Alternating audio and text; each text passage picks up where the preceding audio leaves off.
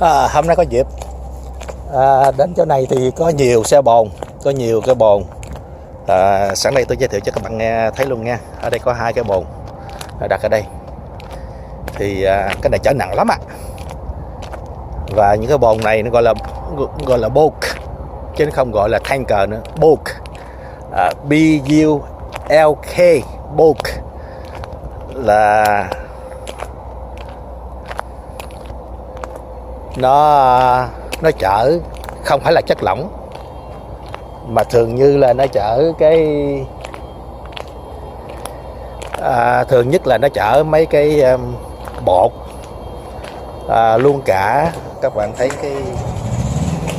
có những cái đường ống xuống đó là bột, hoặc là chở những cái gọi là resin, tức là những hạt gạo, nhưng không phải là gạo mà là nhựa, nó gọi chở nhựa hay là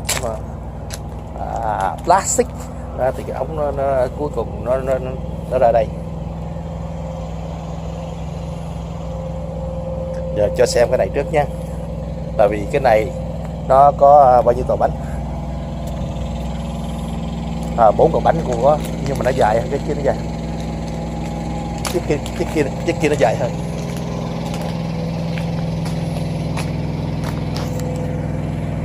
Mấy chiếc này chở nặng lắm. Chiếc của tôi có 100.000 pound thôi, thì chiếc này có thể lên tới 140.000 pound à. Từ đây nó tới 4 cầu bánh nè.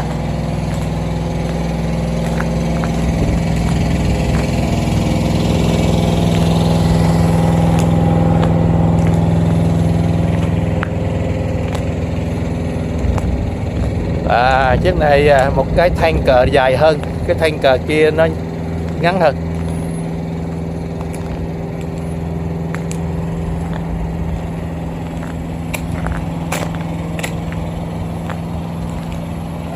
Cái này tới 5 cầu bánh lận, cái kia có 4 cầu bánh thôi.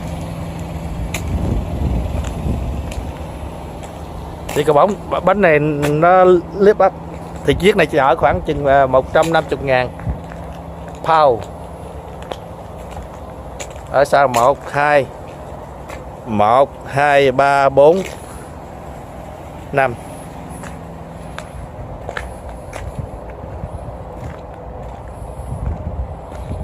Đó thì nó chở bằng bột, nó chở nhựa hạt nhỏ nhỏ thế này, như là gạo như vậy, hay là bột cũng được. Là vì nhưng mà những cái bồn này đó là nó đặc biệt là nếu mình chiên chở xong, mình muốn rửa nó trước khi mình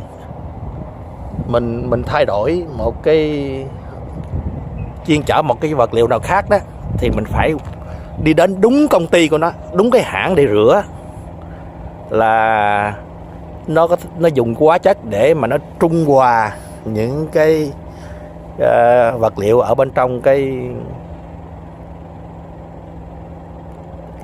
bồn này.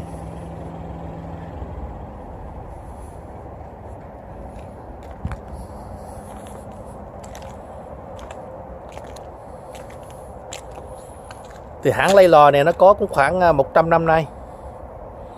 Đó là một cái hãng mà thành công trên cái vấn đề vận chuyển hàng hóa.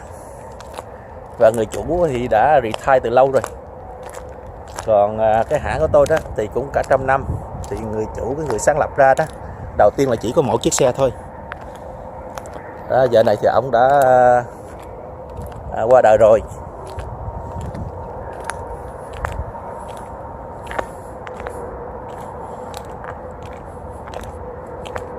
Thì lúc mà ông ấy qua đời đó, thì ở hãng của chúng tôi đó lên tới 17.000 chiếc xe lần. Wow, nhìn thấy ngầu nhỉ.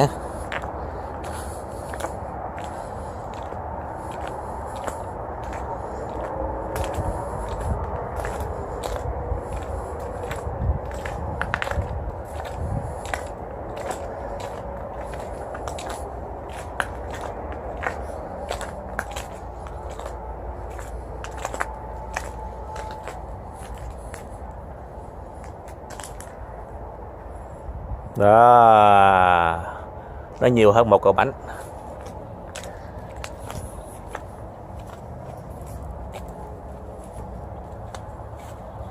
Đó, thì khi mà các bạn thấy mà những cái bồn như thế này là các bạn biết là nó không chở chất lỏng mà nó chỉ chở bột,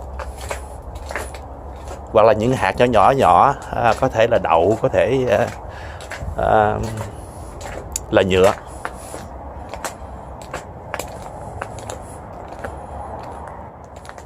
Các bạn thấy những cái đường ống ở trên xuống không? Đường ống từ trên bồn này nè.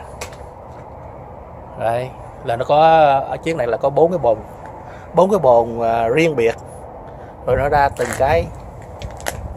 từng cái này, nó phải qua một cái máy bơm. Thì máy bơm nó ở đâu? Máy bơm nó là dùng máy xe cho nó nổ máy, rồi nó kéo một cái hydraulic bơm mà để mà nó thổi mấy cái bột ở bên trong cái bồn ra.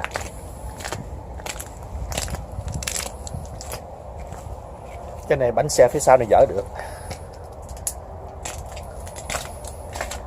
Các bạn thấy là bây giờ chiếc nào chiếc nấy nó cũng đều có cái này hết, là nó an toàn hơn nữa.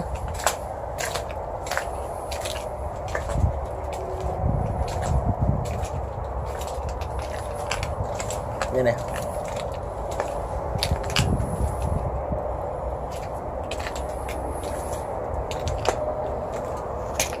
thấy ngầu quá nhỉ ha. Ok, chúc các bạn ở ngoài tươi đẹp.